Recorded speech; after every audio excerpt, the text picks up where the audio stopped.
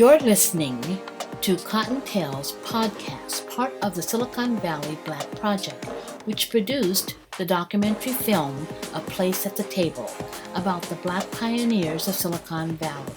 A Place at the Table can be viewed for rent on Vimeo.com on demand /A Place at the Table STEM. Through Cottontail's podcast, the Silicon Valley Black Project will continue to recognize the contributions made by African Americans. We will be featuring African American professionals, technologists in the fields of engineering, administration, and entrepreneurial pursuits from the past and present. Today, we are examining the history of Mr. John Hall, a retired executive of DuPont. John's story is one of being the first African American hired by DuPont as a salesman. His first sales assignment was in Portland, Oregon. He overcame sundown laws and racial prejudice in the Northwest.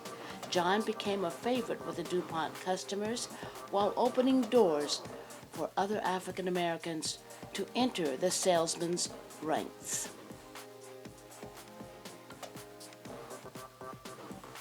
My parents migrated to California in 1942, and we lived in Oakland initially, and we were there probably 8 to 10 months. And then from there, my mother moved to Berkeley, California, and I was in Berkeley all the way through middle school. My last year of middle school, which we'll say is the 8th grade, my grandmother, who was the matriarch of the family, decided that she wanted to move to Los Angeles and asked would I accompany her there because she was by herself. And quite naturally, I had 2 younger offsprings and had to share the bedroom, so I jumped on that idea.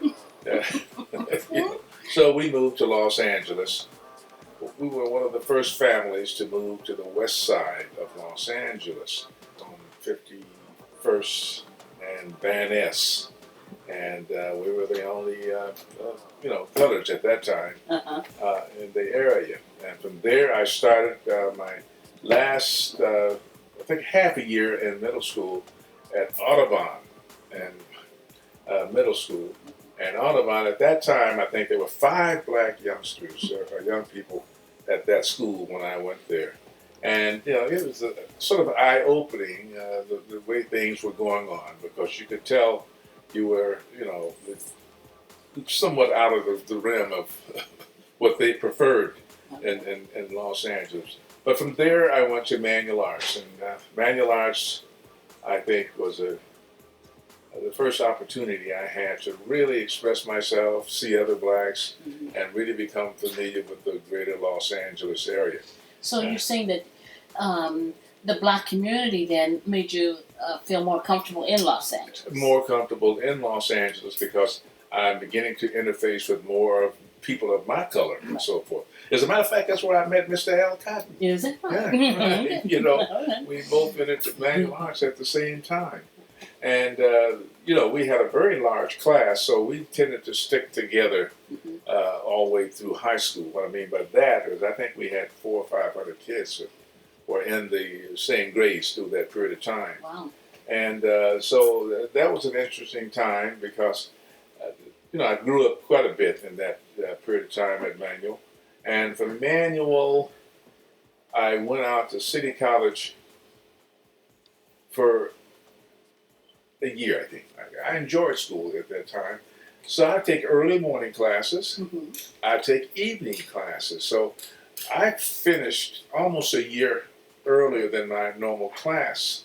But at that time, the school board would not allow you to do that. So at 16, I got a 4-4 plan, which allowed me to work in the community for 4 hours a day. So I'd go to school from, in the mornings I had 2 regular classes, plus I had to have a PE class, and the last class I don't know what it was because I never had a shop class, so it must have been something just to occupy my time, homeroom or something like that. Yeah. And so I went to City College at 16, and the eye-opening thing there was the girls were all older than me, you know. Yeah. And I had enough trouble at home with mother and my grandmother there, you know. So, in high school, it was fairly easy for me. I was pretty much a straight A student. Mm-hmm. And, but when I got to City College, I said, "Oh, this is not happening," you know. So I'll never forget that I said, "I think I'm going to go in service. That'd be the best thing because it'll get me away from home, and I can recover my life standing, so to speak, from the girls and so forth." So when it became, I think at 17 and a half, you had to have your parents, they had to okay for me to go into service. Okay. So with a lot of back and forth and with these two women in my life, I finally convinced them, because I had my boss convince them that it would be okay, I would grow up and all this good stuff. And at the time, I was really referring to going to the Air Force. And at that time, the Air Force was like a regular 8 to 5 job. And you took a big exam that would identify those areas that you might greatly benefit from. Mm-hmm. And I'll never forget, I told the recruiter, I said, "I'll do anything, but I don't want to be a cook, and I don't want to be an air police. I'd be damned if they didn't make me an air police." Of course. But as it turned out, that was probably one of the better positions I could have had, because of the 4 years I had so many different assignments that it really was a productive thing for me, because when I got out, I had opportunities to go with any police department within the states. They were all giving me calls and so forth. So anyway, I went in service for 4 years, basically, and I remember when I got through with basic training, I remember asking the TI, where would I be going for my technical training? And he says, "Well, you're going to stay right here, because this is where the air police train." So I stayed there for another 10 weeks. And when it came time for actual assignments, I remember saying to the guy, I said, "Are there any air bases in California?" He says, "Does a dog have fleas?" Which is to say there were quite a few. Right. And anyway, I got assigned as my first duty station to Long Beach Municipal Airport. Oh, what a... You couldn't have asked for a better job, Right. But it turned out to be the worst job, because we were not doing the right things at that place, But we were just a party of, I think, about 50 regular Air Force personnel, and the rest were reserve. So you're saying that we really weren't safe on the West Coast with this You group. really wasn't, because we weren't where we were supposed to be. We'd always be somewhere else. Mm-hmm. And what really brought it to its head was one evening, I and another person was on patrol, and we were downtown at the Long Beach Circle. That's where they had the big drive-ins, and all of the teenagers hung out and so forth. Mm-hmm. And that combination, as well as when the Grunion were running down there, we were supposed to have been guarding what few planes we had on base. Yes. We'd be down there, And I'll never forget what the other guy who I was with, he backed into a car, because we was in this doggone restaurant. He backed into a car. It was a big, beautiful yellow Corvette. And I just knew, I said, "Oh, God, we are in trouble now." The local police, whom we knew because they were reservists, they went inside and brought the guy out who owned the car. He was drunk as a skunk, and he said, "No problem, we took off." But it was, listen, there was 2 identified air police vehicles in the city of Long Beach. So we knew he could find us, Right. But he never did. But anyway, from that, they decided that it would be best to separate me and my partner. And they sent me to Turkey, of all places, And at that time, it wasn't the best location because it's so isolated. Right. But I spent 2 years in Adana, Turkey. And it was quite a learning process, because over there it was a type of a base that was a NATO base. So you had all military on there, as well as civilians. And that's actually the base that the U-2 took off from. Wow. But so it was a lot of interesting assignments that occurred, and I had to travel up and down from the base to downtown and do downtown patrols and so forth. And I also took advantage of this period of time just to get out the countryside and to see more of Turkey, because we were isolated and nobody ever dared go into the towns. But I just took it upon myself to do that. So I spent 2 years, and I had to spend a little extra time there because there was a court martial occurred that I was a party to, so I had to spend an extra month. But I left there, and they shipped me to. Well, most of the guys that left at the same time went to Korea, and I went to Roswell, New Mexico. How did you avoid Korea? Very fortunately, I did. All right. But anyway, I went to Roswell, New Mexico, and at that time it had the reputation of being the base where they had aliens supposedly had crashed into, and they were storing all the stuff there. Yeah. I never saw it. Yeah. Never saw it. But while I was there for about a year and a half. We were building satellite bases. They were out surrounding the city up in the hills and so forth. And we had trouble with quite a few of the satellites working properly. And some of the guys would say, "Oh, I saw something. You see that on the fence line?" These black boys was making up ideas. Just to make I synced it. I synced it, they said. But we had 12 of these silos around the city of Roswell, and I probably worked around 4 of them, and I never really had an issue, but I knew that some of these guys were very serious about what they thought they saw, Yeah. and they wanted me to stay on and go to NCO prep school, and basically that would require me getting new uniforms and so forth, but what they didn't know, I had other plans, and those plans was to get out of here. Out of it. Okay. So I had spoke with my sister and my mother to see if I could get into summer school at UCLA. And I was scheduled to get out of the Air Force in September, but I wanted to get out early so I could go to summer school. So I got out like July the 1st, Wow. and I had to be in California at UCLA the following. And that lasted fine. But the thing that got me was that all of a sudden, all the girls who were going to UCLA, they seem to be so young and stupid. I said, God, oh my, You can't win with the women. I can't win. Boy, I tell you, this is bad. But wait a minute. Now, what was the timing of your military service? Weren't you there when the Cuban Crystal? I was there because that was a key point in my life because of the fact that many people to this day do not realize how close we came to a nuclear war. But I was there in October when that occurred, Mm-hmm. and I have to tell you, there was one of 12 satellites around the city, and our responsibility was that if in case they had to be launched, our duties was to get off and run as far as we could down the highway to make sure you stop all traffic Mm-hmm. coming back and forth. And quite naturally, we'd have assistance from the local state police, but Right. and as many times as I had been on that place where they had maintenance for these things, Mm-hmm. it would take them half a day to lift them big old those concrete barriers up. That morning, we had gotten off, and we got out there, and as we pulled through that gate, the alarm went off, and those silos, which normally takes half of the day to get up, they were zoom. They were up, we said, oh, and then they wrote, here comes the big satellite up, steam coming up, vapors coming out. And I said, oh my God, this is it.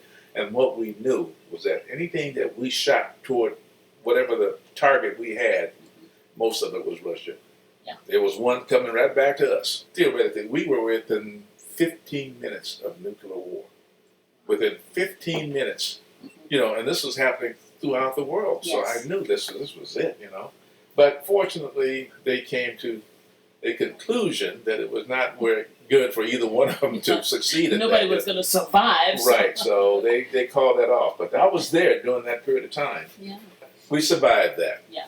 We survived that, and as I said, I went on and got out of service, went to UCLA for this first semester of summer school, and I just thought for sure, this is 1963, and Vietnam was just beginning to show its ugly head. We had advisors over there, but not a lot of troops over there. I think it was in September, they were beginning to send a lot of troops going on. So I said, these young guys, they're going over. Hell, I'm out. I can do anything. I can find me a job and all this good stuff. Kathy, I couldn't find a job to save my soul during that period of time because all the jobs I was virtually applying for, like management training jobs, Yes. they weren't accepting young folks of color. and that made it tough. So I started taking city exams. For anything that the city had posted, I take the exam. Right. I did pretty well with it stuff, you know. Some of them I went through there, did well, scored well, but it came time for the oral part of it. I said, hey, you show up. Yeah. But the one that they really felt that I should have followed was the police department. So I got phone calls from, at that time, I think Parker was of the Los Angeles Police Department. He called me specifically. He says, listen, we've seen your scores, and you have one of the highest scores we've seen. And we'd like to at least give you an opportunity to take a look at us and so forth. And right after that, the sheriff called me. Wow. You know, and they all said, well, you know, we need young men like you, you know. And, you know, I was thinking about that now. My grandmother said, boy, that's suicide, you know. You know? Because most of the young blacks they were bringing in, they would initially go into narcotics, undercover. Undercover, yes. And that's the part that turned me away from that, because I did have a friend who was in that department, came by my house. In fact, he went to high school with Al and I, but he had went in earlier. He had been in a couple of years, and he said, John, he came by the house, this little low-riding Ford, had a bandana on his head, coming there. I said, who is this?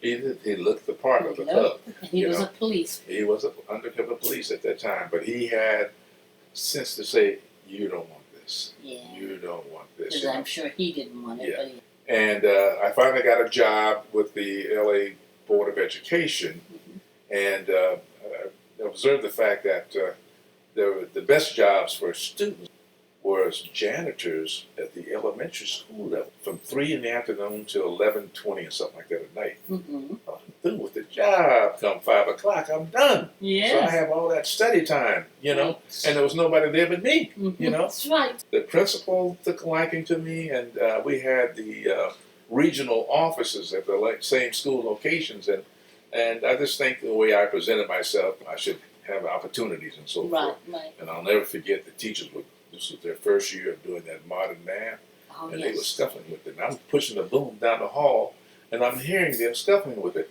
You know, I had the class already, so I'm going down the hall listening to them scuffling, and I finally said, "No, I got to go in there. Got to help. I got to help them." So I went in there and said, "Listen, you know, you got to keep in mind, you have preconceived ideas about math. These young kids that you're talking about, they have no other ideas. They'll pick up on this stuff and like nothing, you know." So all that led to the point that I had a pretty good reputation around that education, around the teachers and the principal and so forth. The head of the custodians came around. You make a good union man. Boy, we need people like you in the union, you know. My concentration at that time was on management type positions. All the papers had this assignments for management trainees. Well, when you applied for it, they come to find out, well, you don't have enough background. You know, I said, well, how are you going to get background? The trainee job, you know? Right. And they said, no, I'm sorry, we're not going to do that. So I ended up getting a part-time job with the Urban League. So they brought me in, and what they did is myself and several others, young black guys who were in college, they put us through this program, and hell, we took every test that they offered, you know, that these management companies were offering and so forth. So we had the answers, and then we'd go and apply for the job, you know. So I remember going for this one job. I took the test, but they were smart and slick, because my exam time, I would be placed in there with some of the typists and so forth. It's a time deal. No way could I finish this thing, you know. And they always said, answer as best you can and answer as many as you can.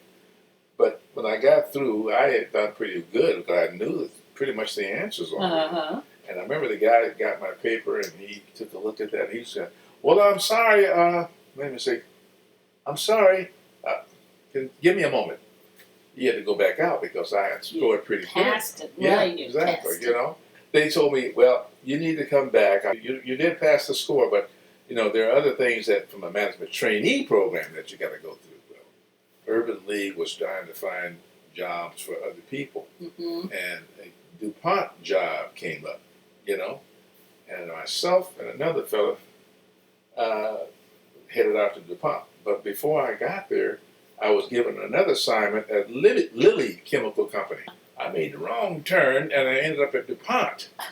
And the long story short, I didn't get to Lilly for about 3 or 4 years later. I went to Lilly's. I was on a different assignment with DuPont. Okay. But DuPont was hiring with the idea that you were going to be a distribution, but basically it was going to be a stepping stone for better management slots. So I said, I'm going to stick with DuPont, And so I stayed with DuPont, and I worked in distribution for a year. They knew I was in college, and they did everything they could to help me because there were classes I couldn't take at night, and I think the last 2 classes they were only taught in the daytime. So I went in and told the manager I'm going to have to quit because school was more important for me. He said, "No, you ain't going to quit. We'll give you a leave of absence."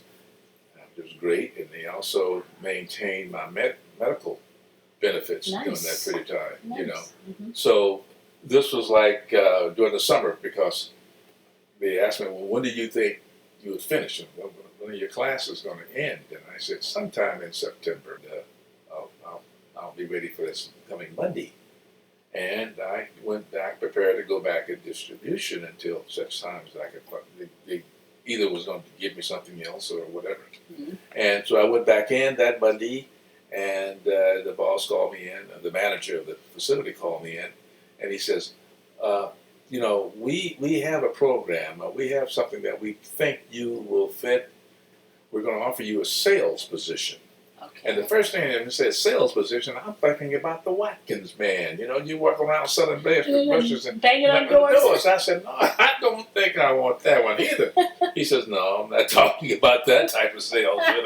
You're going to be, running a whole district with the responsibilities of building sales and so forth, and working with customers and so forth." Yeah. So they put me in training, and at that time I was the only black. And this is why I said it was such a significant issue, because some of the people from the corporate in Wilmington were coming out just to meet me, and my regional manager had come down, and I would be sitting there, and they'd be talking about me. I'm saying, "I don't know." Yeah, I'm right here. Yeah, because I'm right here. I can hear this. I can hear. But it was a significant move for them at that time because they hadn't put any minorities out in the field at that time. So by this time, they'd explained the job, and I knew, working with the salesman there in Los Angeles, I had a pretty good idea of what I wanted to do and what I didn't want to do when it came to sales, because some of the guys would be yes men. I mean, they would be on their knees when they go and pray, "Will you do this for me?" And other guys were smooth, But quite naturally,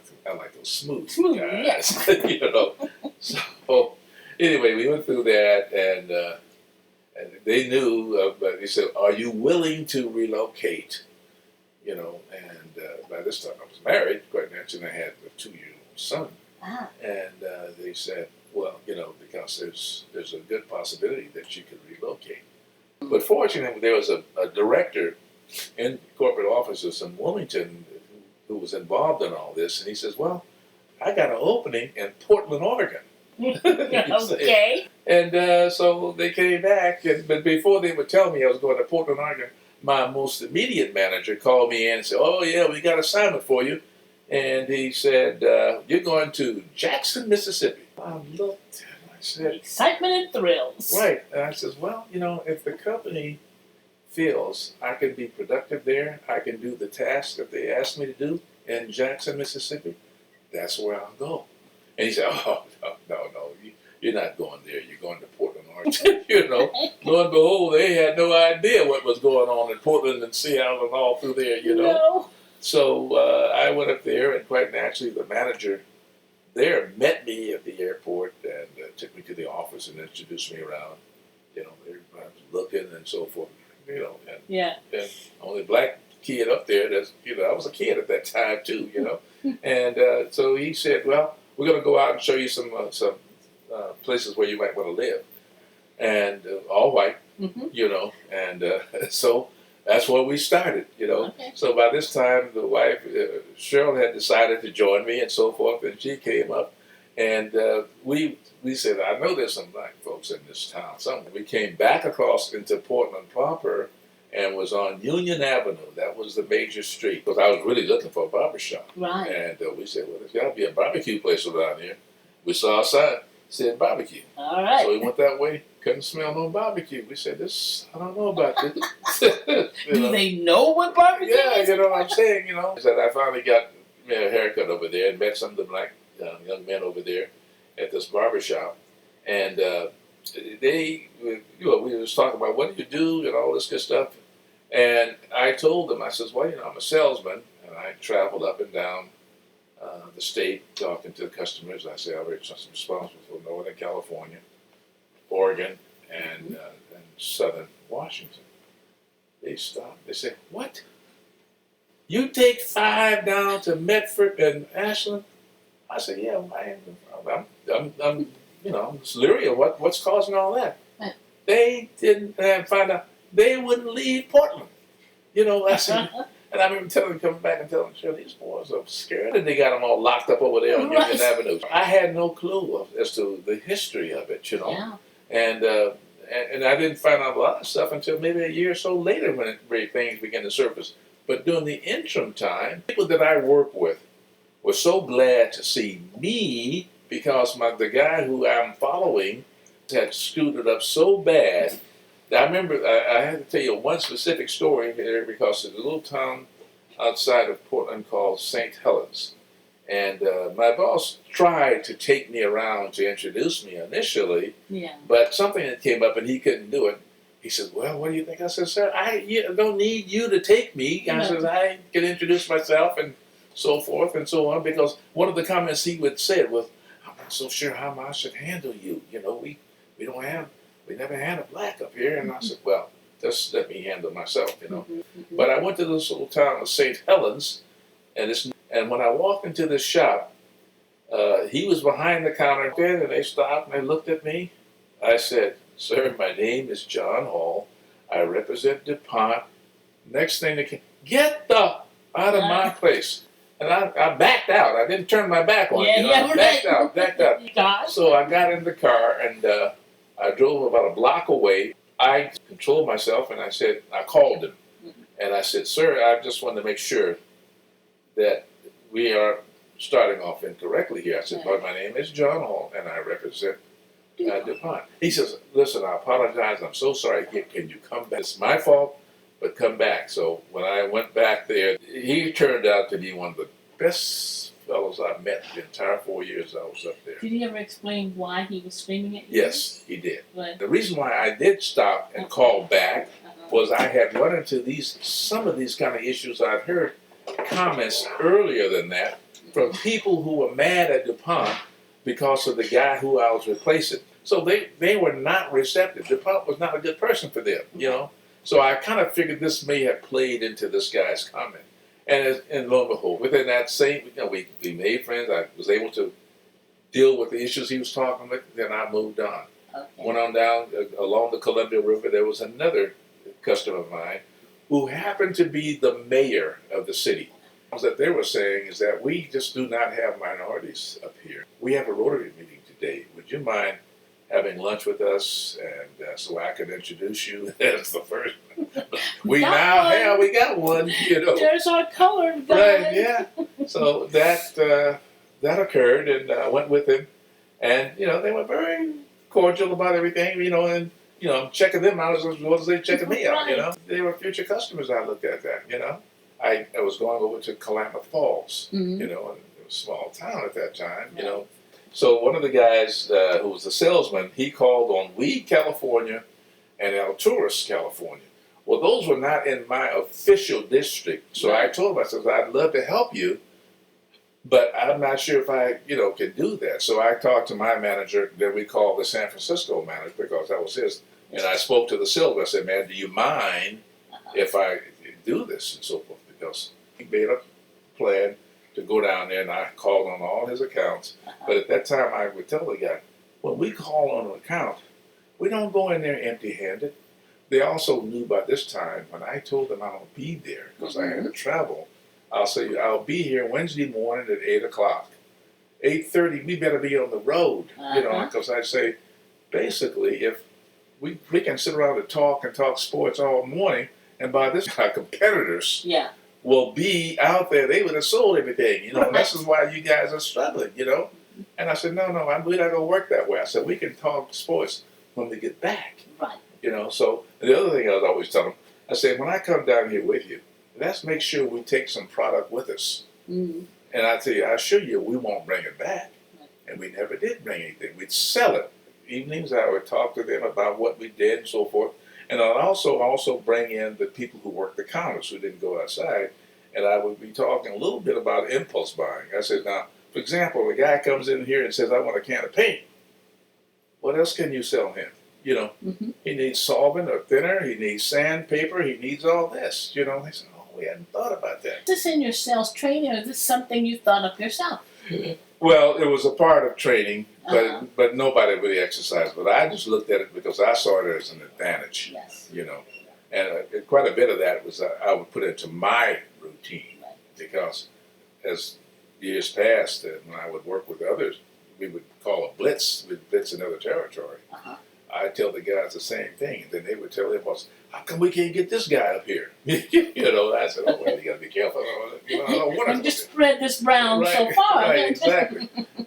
So but one of the good things that behind this was there's another little town. They were mostly farmers, and they'd paint tractors and shit. They'd all come in and meet me at some central port, and either the guy's shop, and we'd talk the product and so forth. And then they said, we're going to meet at this hotel for lunch. But the wives would be there. They done set the table, family style, Yeah. We eat.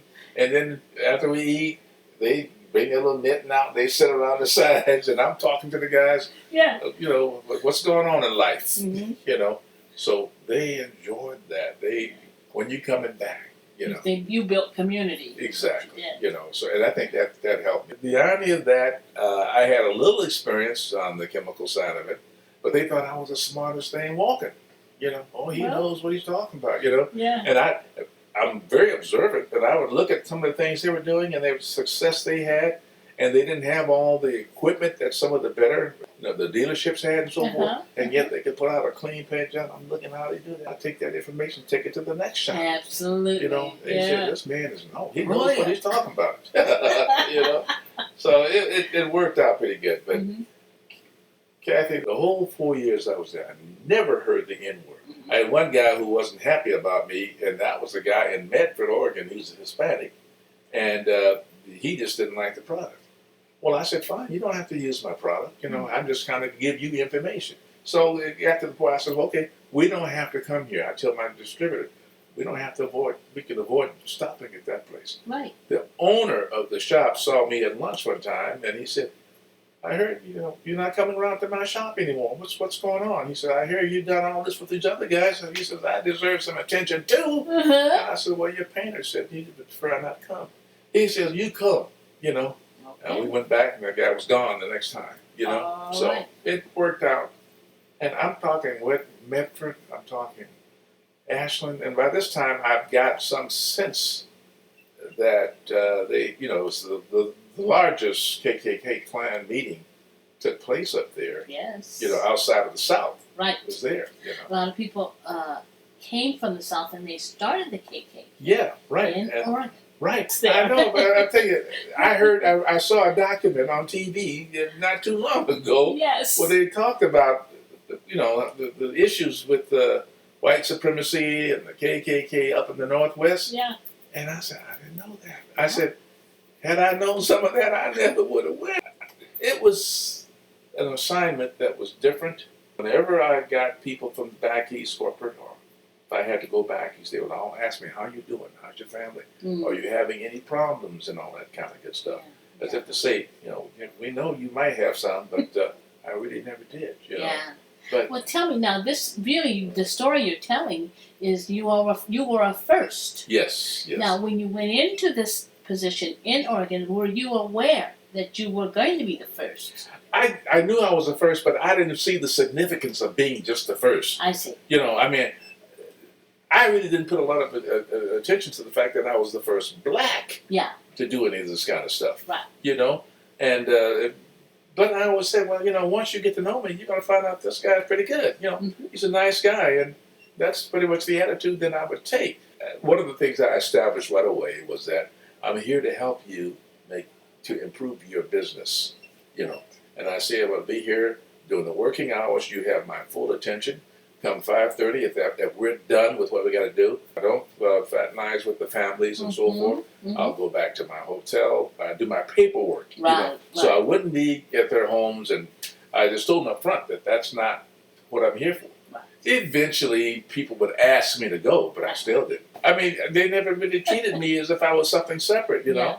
And I was coming back from Klamath Falls, and they were playing this country-ass song, and I was patting my foot.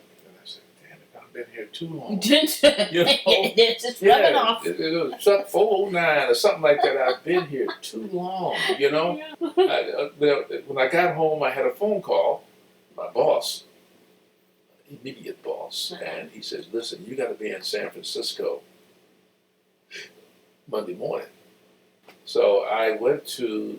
I got a flight to San Francisco. The regional manager met me at the San Francisco airport. He says, before you get too excited, he says, no one's firing you, but let me explain to you. He says, we've tried to show you so much of the picture. Now we're going to show you a little bit more of the picture, you know, which was to say, we want to expand your capabilities. Because I had no conceived ideas, and it was a union plant, and my first assignment was in the production area, which is usually the most chaotic area. That's where they have all the little back, people making mistakes. They put the youngest crowd in there, the problem kids in there, and the foreman just doesn't give a damn, you know. And I recognized right then. I said, well, I don't know this shit. I'm gonna have to rely on them to tell me how to do this, and hopefully they give me the right information. You know? So I started that process, and it worked out pretty well. You know, the guy said, for once we got somebody here who cares about us. Could you ask them? You didn't come in like a know-it-all. No, that's what I'm saying. Yeah. I said, I'm relying on you now. I said, now, don't be messing with me. Don't put me out there. But I'm going to rely on you just as I want you to feel free to come and ask me and so forth, you know. Right. So as I was a first-line supervisor, short period of time. Yeah. And the two guys that were the supervisors, one was a graduate from Stanford, PhD from Stanford. The other one was a mathematician, but in due time, they was working for me. It's one of them didn't like it, but that's your problem. I had some of the other bosses who would tell me, "Boy, you must have had a bad conversation with him walking down the hall." I said, "Well, but while there, I was placed in employee relations. I worked every assignment there. You know, they moved me around, and then I ended up rewriting the entire operating procedure manual. I left there 4 years later as the area head in charge of all manufacturing. Wow. You know, so that was, and I learned more in that manufacturing role, you know. But now they took the time to provide me training opportunities, because I was forever being sent to some university to take some of that stuff, you know. Did you notice any other blacks coming in underneath you? No. But I promoted some blacks from there. Some of these guys, all they need is some guidance. You know, they had not been given the opportunity. I said, wait a minute, let's give him an opportunity to show what he can do. Right. And they all proved to be better, you know. We started bringing women in. I had to convince them that it was okay to bring women into these positions. I said, we provide equipment for these men to break these. I mean, we're not asking them to do anything physically that I wouldn't ask a man to do, you know. And we had to prove to them that they could do this. So I make a point to talk to every girl that came in there. This is what is expected of you, you know.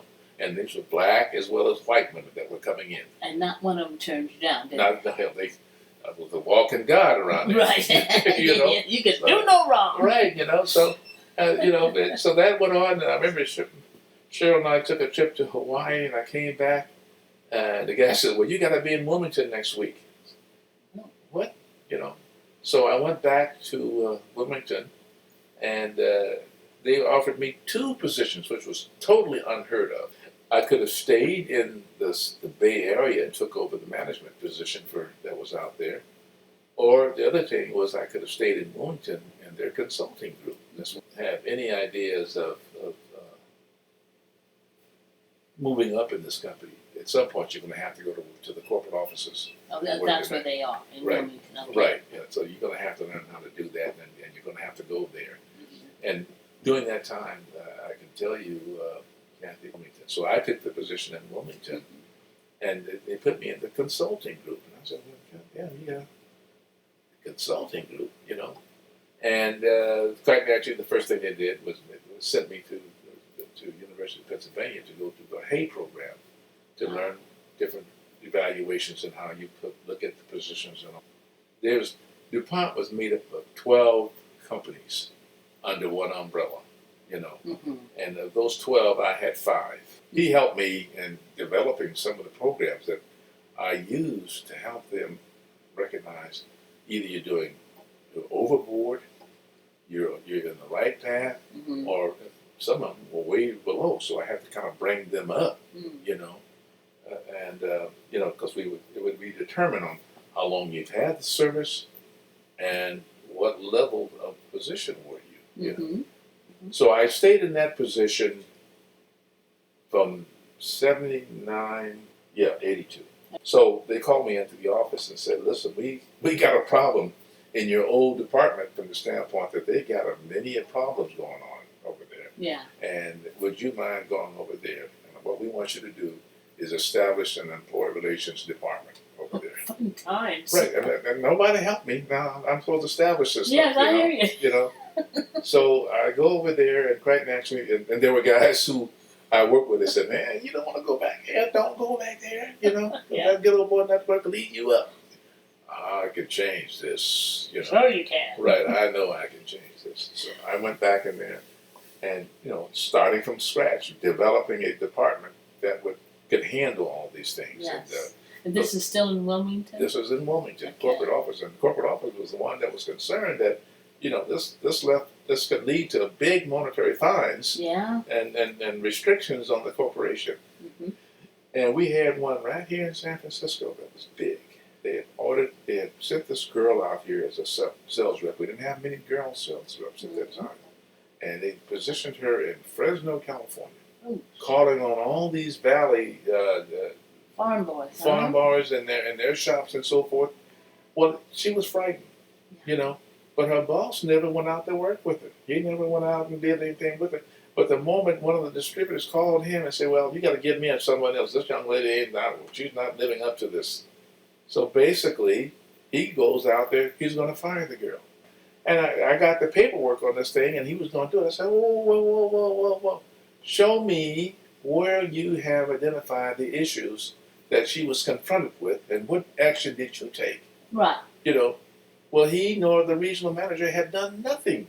I said, well, no, you cannot fire her, And I said, the other thing is, you might want to do some things quickly to win her confidence back, I says, right now, either you can relocate her, but the point is that she needs the guidance of a manager, and you haven't done that. Right. Now, the consequences of not doing, you both are going to end up losing your jobs and so forth, because, because I could have had that same situation occur to me if I been confronted like that, So anyway, it was things like that, and I stayed in the position of employee relations manager. I think it was 82 to 85.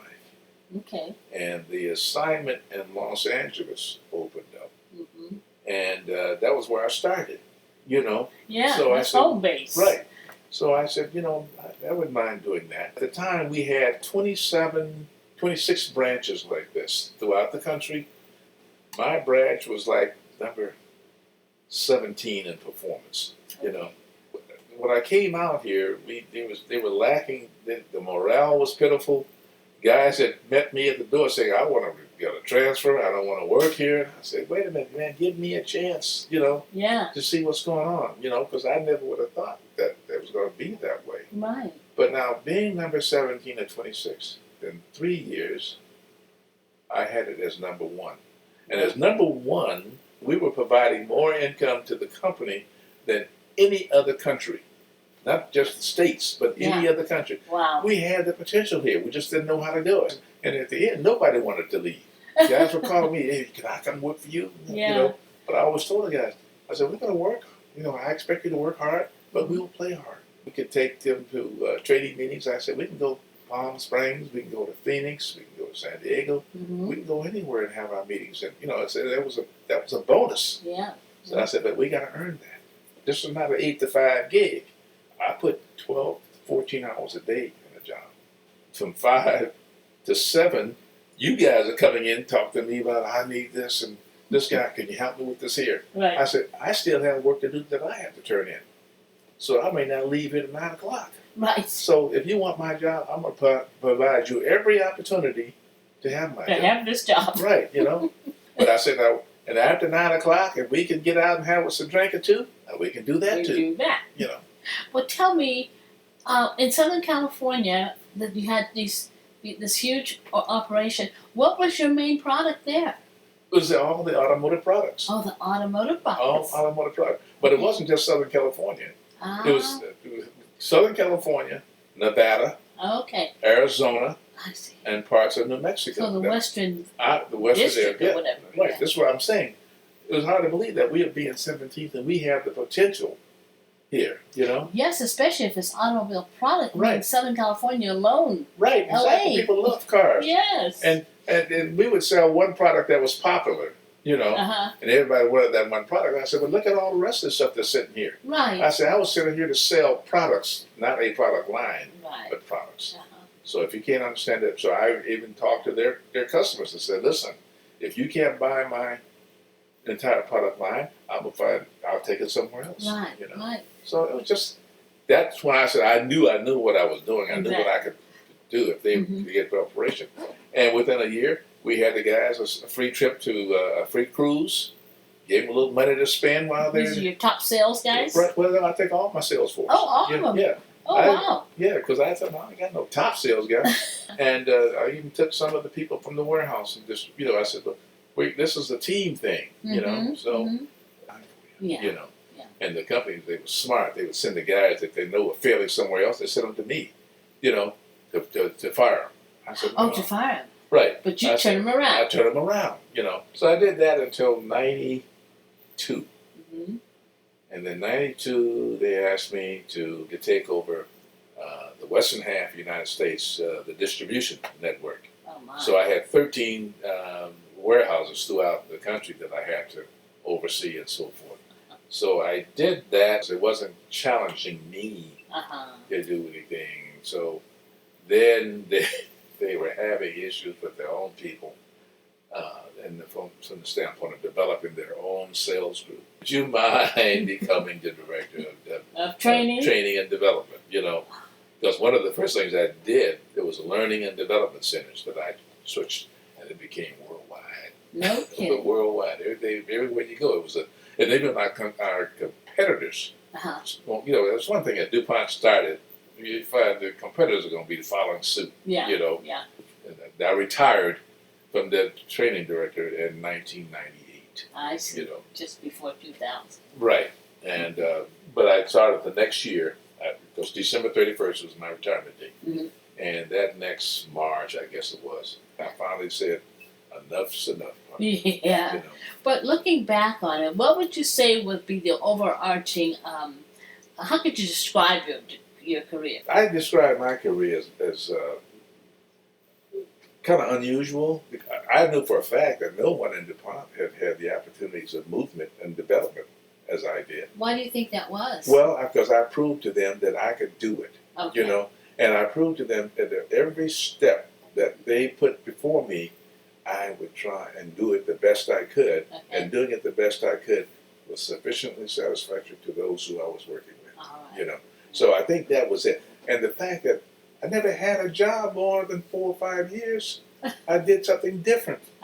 That was totally unusual for them, So I had a good career. I had a real positive career, and nothing. There was not really any. The worst job still had some pleasures. Yes. Yeah. Now the thing is, I traveled more than I thought I'd ever travel. I had global responsibility as a training person and so forth. And it proved to be a fantastic position. So. But pretty unique in considering the timing too. Yes, I was given the opportunity. Mm-hmm. But I had to prove myself, Right. Because I would always tell them, I'd say, you guys didn't give me anything. Exactly, you proved it every day. Every day, And I said, if anything, and I'll use this when I would be talking to my young blacks that I was trying to work with and so forth. And I did that at every step of my level. when I left there were blacks in positions. All right. You know, and from sales, because I had black sales managers when I left and so forth. Mm-hmm. I said, I would just give them a chance. You Right. know, you have these stereotypes of what you think a black person is. Will prove you wrong every time. Every time. You know, so overall, I just think I had a tremendous opportunity. What I found out was that many kids who finish school are not too concerned about the degree that they have, because they get into these corporations. These corporations are going to put you where they think. Where they need you. Because the college degree, in my opinion, only told me that I can give you a problem and you know how to go about resolving that problem. So I didn't give a damn if you were a chemist, an engineer, and whatever. The other thing is that most of them never stayed in those curriculums. That's true. They moved on to something else, Yeah.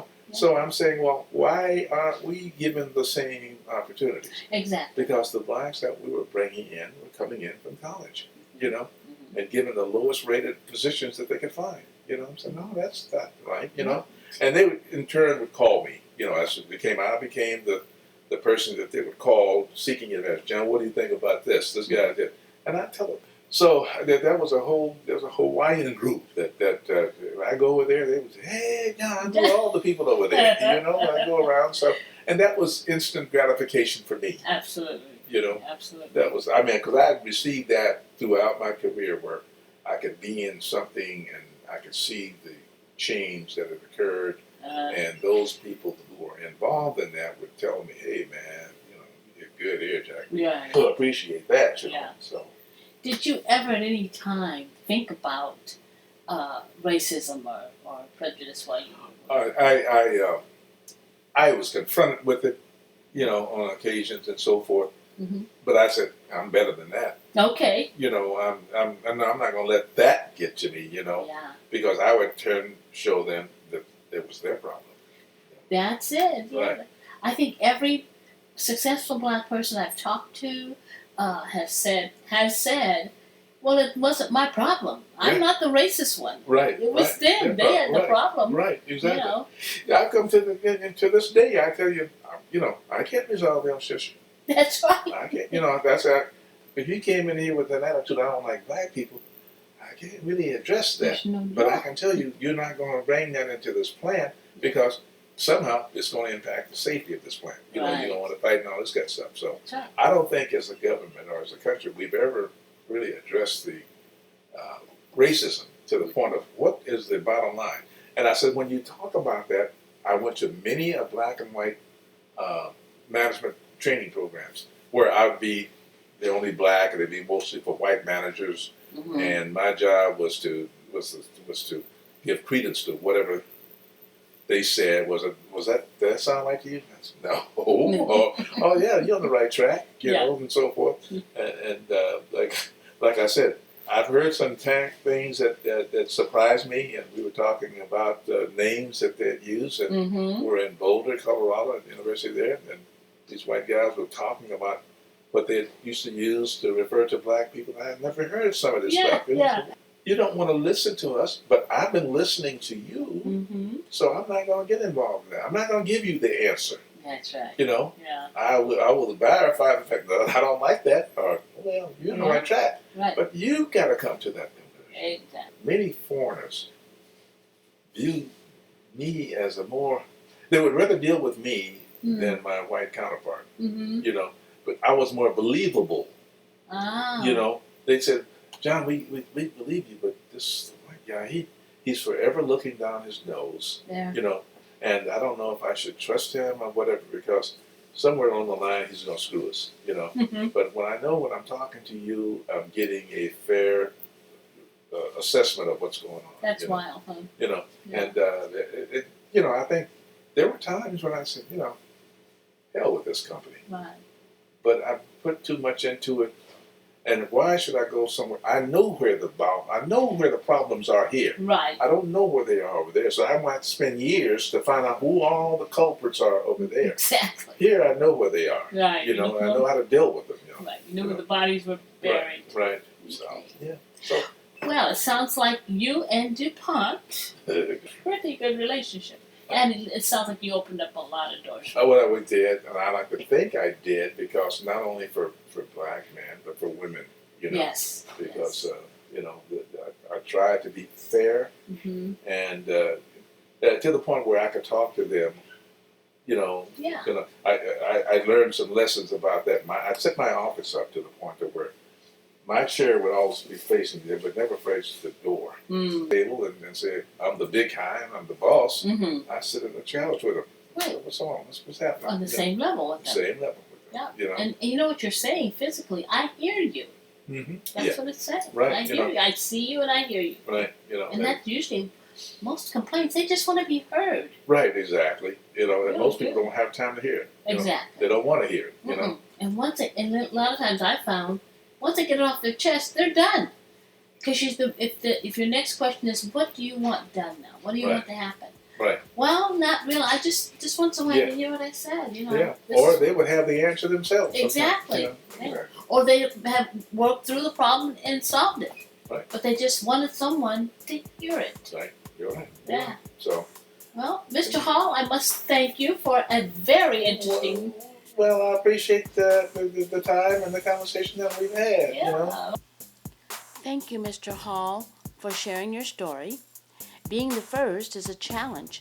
Your actions can determine the future hiring practices and salary levels for all those coming behind.